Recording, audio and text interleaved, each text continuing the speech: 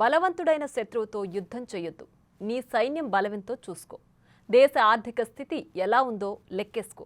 మిత్రదేశాలు ఏమేం మద్దతుగా ఉన్నాయో చూసుకో. ఇది యుద్ధం గురించి చాణక్యుడు చెప్పిన మాటలు. కానీ పాకిస్తాన్ అది ఫాలో అవుతుందా లేదా అన్నది కొద్ది రోజుల్లోనే తేలిపోనుంది. తాజా ఆపరేషన్ సింధూర్తో పాక్ పరిస్థితి ముందు నుయ్యి వెనక గొయ్యి అన్నట్లుగా తయారైంది. యుద్ధానికి సిద్ధం అంటే ఒక సమస్య, చెయ్యకపోతే మరో సమస్య అన్నట్లుగా సీన్ ఉంది. మరి పాక్ నెక్స్ట్ స్టెప్ ఎలా వేయబోతోంది?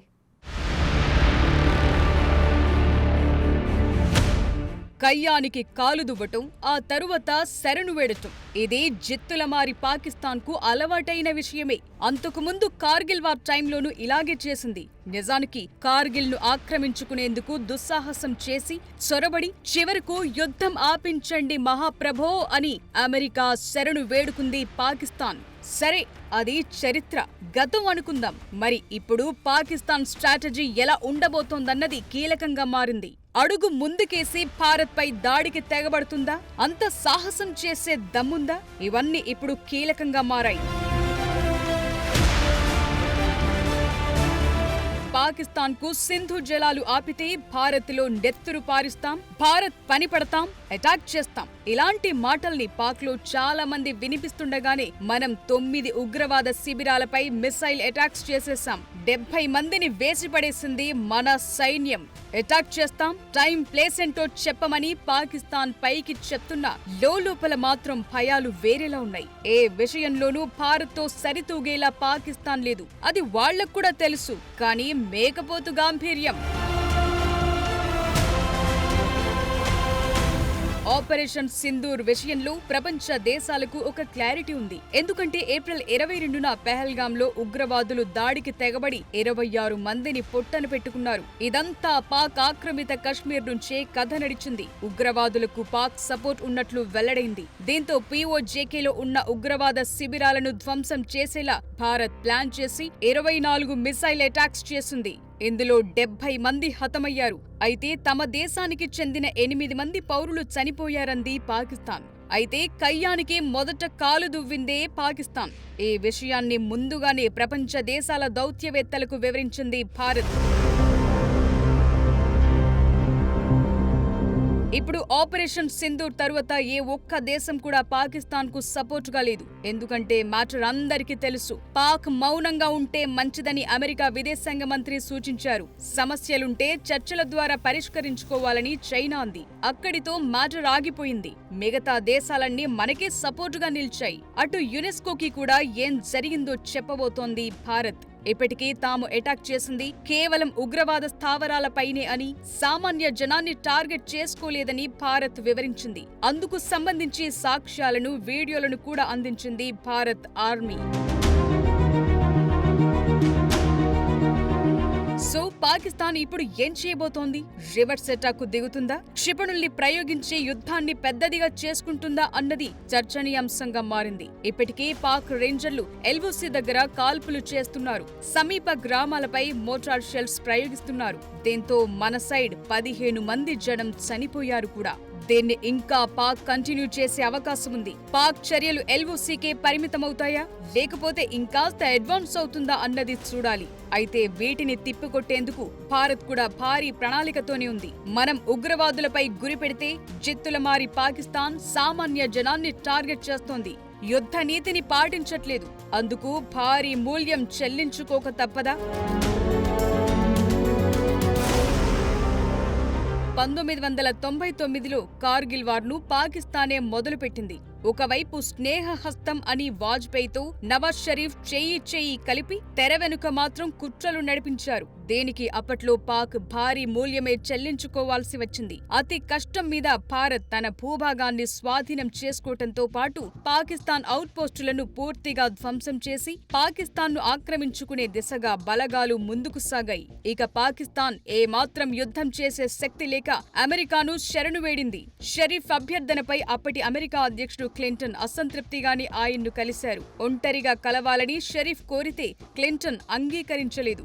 ఏది మాట్లాడినా ఆన్ పేపర్ రికార్డెడ్ గా ఉండాలన్నారు. బేషరతుగా సైనికులను ఉపసంహరించడం ఇష్టం లేకపోతే ఇక్కడికి రాకండి అని క్లింటన్ ముందే చెప్పారు. అలా చేయకపోతే కార్గిల్ సంక్షోభానికి దోషి పాకిస్తానీ అని చెప్పటానికి ముందే రెడీ చేసిన ప్రకటన తన దగ్గర సిద్ధంగా ఉందని కూడా చెప్పారు. ఆ మాటతో నవాజ్ షరీఫ్ ముఖం పాలిపోయింది. సరిగ్గా అదే టైంలో వారిద్దరి ముందే టీవీలో వచ్చిన బ్రేకింగ్ న్యూస్ ఏంటంటే టైగర్ హిల్ పై భారత్ పట్టు అని. ఆ వార్త నిజమేనా అని ముషర్రఫ్ కు ఫోన్ చేసి అడగ్గా అక్కడ్నుంచి ఆయన ఖండించలేకపోయారు. ఇది కార్గిల్ వార్ టైంలో పాకిస్తాన్ కు అమెరికా దగ్గర, ప్రపంచ దేశాల దగ్గర జరిగిన ఘోర పరాభవం. సో ప్రజెంట్ సిట్యుయేషన్ కొద్దాం. ఆపరేషన్ సింధూర్లో భాగంగా భారత్ మిసైల్స్ ప్రయోగించి ఉగ్ర స్థావరాలను ధ్వంసం చేస్తే ఇంకోవైపు 5 రఫేల్ జెట్స్ ను నేలకూల్చామని, 50 మంది భారత ఆర్మీని హతమార్చామని ఇలా ఏవేవో కట్టుకథలతో పాకిస్తానీలు కాలం గడుపుతున్నారు. అయితే పనిలో పనిగా ఉగ్ర స్థావరాల ధ్వంసమే కాదు, POJKను స్వాధీనం చేసుకోవాలన్న డిమాండ్లు కూడా వస్తున్నాయి. So Bharat Pakistan next steps ఏంటన్నవి చాలా కీలకంగా మారుతున్నాయి. ఈ పరిస్థితుల్లో పాక్ మొదట కవ్వించింది, భారత్ ధీటుగా జవాబిచ్చింది. లెక్కకు లెక్క సరిపోయింది. మళ్లీ దాయాది తోక జాడిస్తే సినిమా మరో లెవెల్లో ఉండబోతోంది. యుద్ధం చెయ్యాలంటే సమవుజ్జి చూసుకోవాలి. కాదని రంగంలోకి దిగితే మాత్రం ఫలితం మరోలా ఉంటుంది. ఇప్పుడు పాకిస్తాన్ పరిస్థితి కూడా అదే. ఆపరేషన్ సింధూర్ విషయంలో దాయాది రెచ్చిపోతే అది పెద్ద ప్రమాదం కొని తెచ్చుకున్నట్లే. ఎందుకంటే ఇప్పటికే పాకిస్తాన్లో ఆర్థిక పరిస్థితి బాగాలేదు. రేపో మాపో మిజైల్ అటాక్స్ పెరుగుతాయన్న ప్రచారంతో పాకిస్తాన్లో జనం ఏటీఎంల ముందు క్యూ కట్టారు. యుద్ధం చేస్తే గెలిచే పరిస్థితి లేదు. వెనక్కు వెళితే పాక్ ఆర్మీ అడ్వాన్స్ అవుతుంది. ప్రభుత్వాన్ని కూల్చేసే అవకాశాలు కూడా ఉన్నాయి. అందుకే ఇప్పుడు పాక్ స్టెప్ ఏంటన్నదే కీలకం. ఆపరేషన్ సింధూర్తో పాకిస్తాన్ రగిలిపోతోందా? భారత్ పై యుద్ధానికి తహతహలాడుతోందా? షాహీన్ 3 క్షిపణుల ప్రయోగానికి రెడీ అవుతోందా?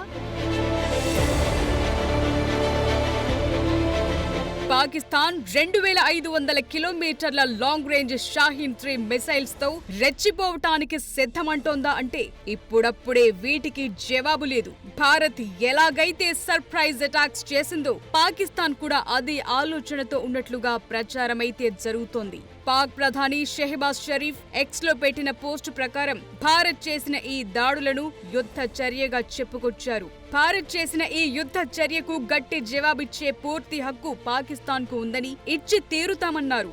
అంతటితో ఆగలేదు.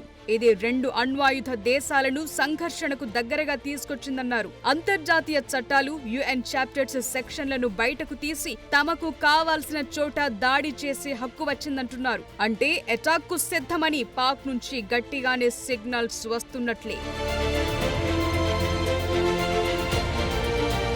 భారత్ చేపట్టిన ఆపరేషన్ సింధూర్తో పాకిస్తాన్ అలాగే POJKలోని 9 లక్ష్యాలపై దాడులు చేసిన తరువాత పాక్ విదేశాంగ మంత్రి మెహ్మద్ ఇషక్దార్ ఓ మాటన్నారు. భారత్ చర్యలను పాకిస్తాన్ సార్వభౌమత్వానికి వ్యతిరేకంగా జరిగిన దాడిగా ఖండించారు. చైనా రాయబారితో మాట్లాడారు.